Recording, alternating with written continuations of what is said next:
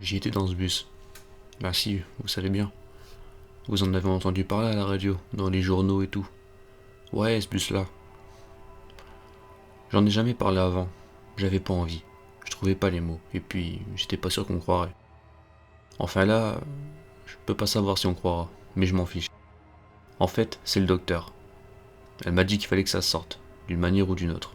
Alors, si je vous ennuie avec mon histoire, ou bien si vous trouvez que mes mots sont pas bien choisis, qu'ils vont pas bien ensemble, ben tant pis, fallait que ça sorte, elle a dit. Parce que cette histoire de bus, ça fait toute une histoire. Les gens en parlaient, et je crois même qu'il y en a qui en avaient après moi. Je sais pas pourquoi. En tout cas, j'avais pas l'air bien, et que j'étais un peu en danger. Et puis, je parlais pas, mais pas du tout, pas un mot. Ils m'ont mis ici. C'est un centre de reposement des âmes. Enfin, c'est ce que j'ai compris, ou alors un asile pour les fous. Mais moi je suis pas fou. Juste un peu sonné. Depuis cette histoire de bus. Bref, il y a une gentille docteur qui a vu qu'il y avait un truc qui me chiffonnait, que je ressassais. Alors voilà. Bon, je tourne un peu autour du pot, j'ai du mal à me lancer et à raconter cette histoire. Je sais même pas par où commencer. Bon, le début. J'étais assis dans le bus et j'étais super content parce que j'avais une place près de la fenêtre. Il y avait vraiment beaucoup de monde et c'était presque un miracle d'être assis. Je m'amusais avec mon reflet sur la vitre. C'était marrant, comme en regardant au même endroit, sans tourner la tête, on peut voir deux endroits à la fois. En me concentrant, je voyais dehors les rues qui défilaient et tout, ou bien à ma tête, ça passait drôlement le temps. En fait, c'est pour ça qu'au début, je me suis rendu compte de rien. Ni de ce qui se passait dehors, ni dedans. C'est un monsieur qui criait, qui m'a fait lever la tête. Il voulait descendre du bus. Il avait appuyé sur le bouton et je crois que le bouton était cassé. Alors il a loupé son arrêt, et c'est là qu'il a commencé à gueuler. Enfin, à crier, je veux dire. Comme il y avait beaucoup de monde, il avait du mal à remonter le bus. Enfin, à aller vers le chauffeur, quoi. Il râlait vachement, il poussait les autres gens, qui étaient pas contents non plus. Et puis, avant qu'il arrive, il y a une madame avec une poussette qui s'est mise à gueuler à son tour. La porte, la porte! Mais le bouton marchait pas. Le bus s'est même pas arrêté à l'arrêt. Là, ça a fait comme une vague dans le bus. Comme si tout le monde devenait fâché. Et puis, presque en même temps, le monsieur a réussi à atteindre le chauffeur pour se plaindre. Mais le chauffeur avait pas trop l'air de lui répondre. Et puis moi, tous ces gens qui râlaient, ça commençait à m'ennuyer. Alors j'ai à nouveau regardé par la fenêtre. Le paysage que je connaissais par cœur défilait, les façades, les parcs, les magasins. J'écoutais plus les gens râler. J'avais l'habitude. Dans le bus, il y a souvent des trucs de foule comme ça. Mais au bout d'un moment, il y a un truc qui m'a gêné. Je savais pas trop quoi. Tout passait vite. Enfin, je veux dire, c'est ça qui était bizarre. Le bus s'arrêtait pas. Devant les arrêts, il ralentissait même pas. Comme s'il savait où il allait, et qui était pas chauffeur de bus, et qu'il n'y avait pas des gens qui voulaient descendre, et d'autres qui voulaient monter. Du coup, j'ai essayé d'écouter ce que disait le monsieur au chauffeur du bus, mais je pouvais pas entendre, il y avait trop de bruit. Les gens s'apercevaient aussi qu'il y avait un problème. Tout le monde discutait, ils essayaient de comprendre et tout. Un problème comme celui-là, ça rapproche les gens, enfin, au début. La première réaction des gens, ça a été d'aller voir le chauffeur.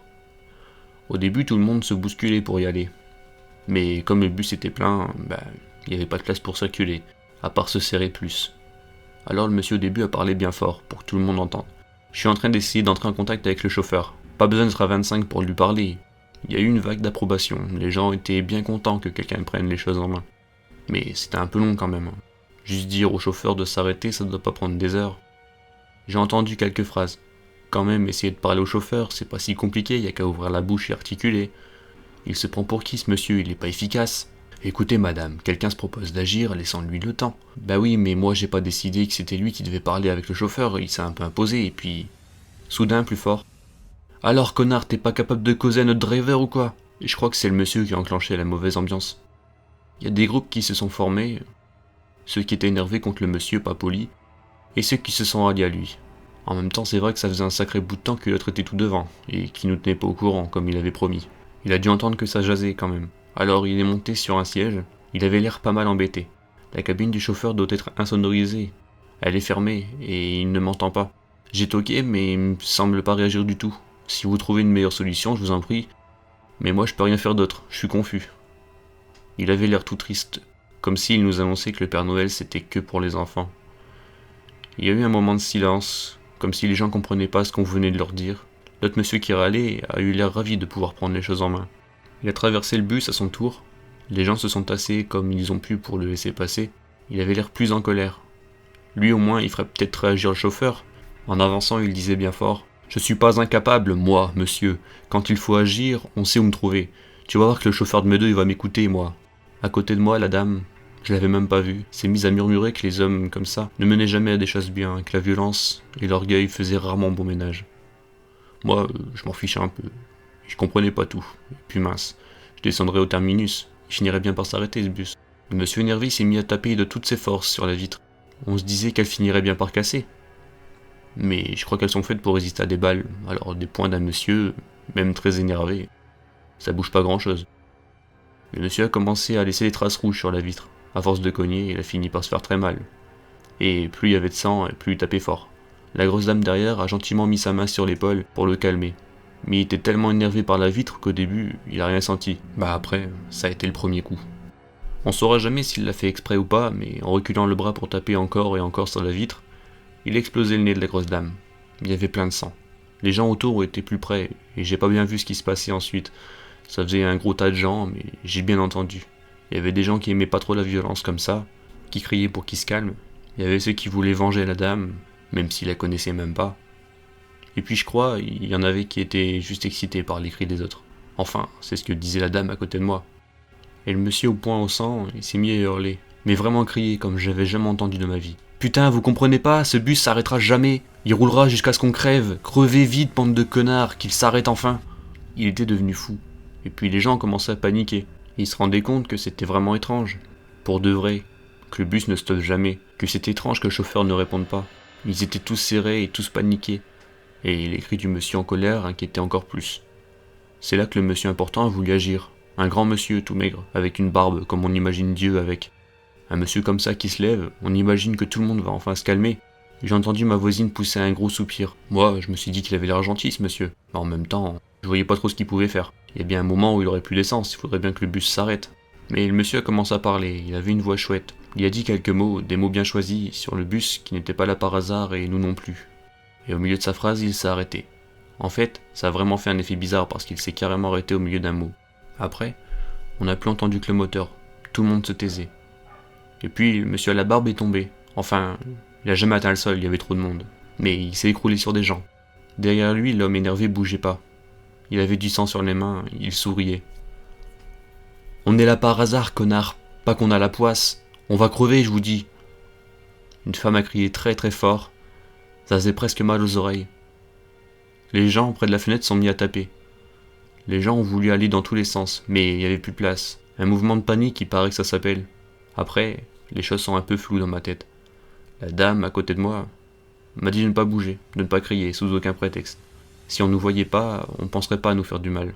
Plus les gens essayaient de se déplacer, plus ils se rentraient les uns dans les autres, et plus ils devenaient méchants. Les disputes ont commencé, je me souviens que les gens se criaient dessus. J'entendais leurs mots de colère, jusqu'à ce qu'une autre dispute, plus violente, se mette à faire encore plus de bruit. D'abord, ils ont crié de plus en plus fort. Mais j'ai pas bien compris ce qu'ils voulaient faire. Mais une chose est sûre, c'est que personne n'était d'accord. Et puis, le fou a tapé une dame. Il criait qu'il fallait qu'il n'en reste qu'un.